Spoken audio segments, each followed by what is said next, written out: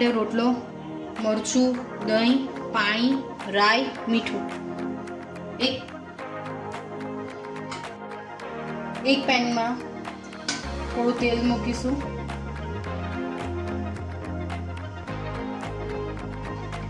એને બરાબર ગરમ થવા દઈશું. પછી એમાં રાઈ નાખીશું.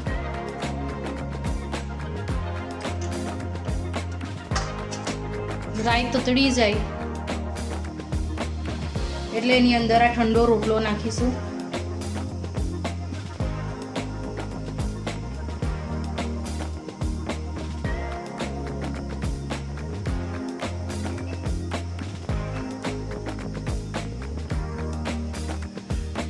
આપણી રાઈ તતડી ગઈ છે.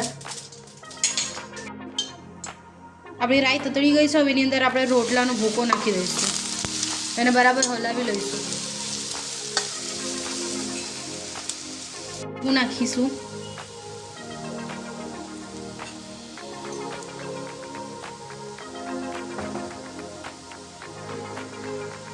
આપણે મરચું નાખીશું.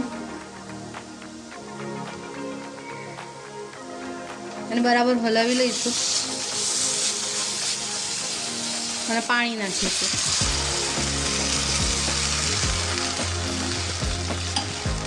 મીઠું મરચું બરાબર મિક્સ થઈ જાય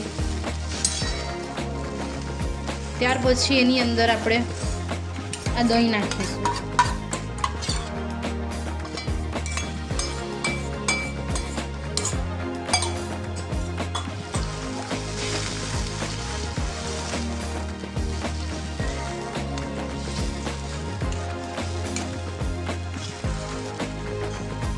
અને 5 મિનિટ માટે ઉકળવા દઈશું અને આપણો રોટલો રેડી થઈ જશે.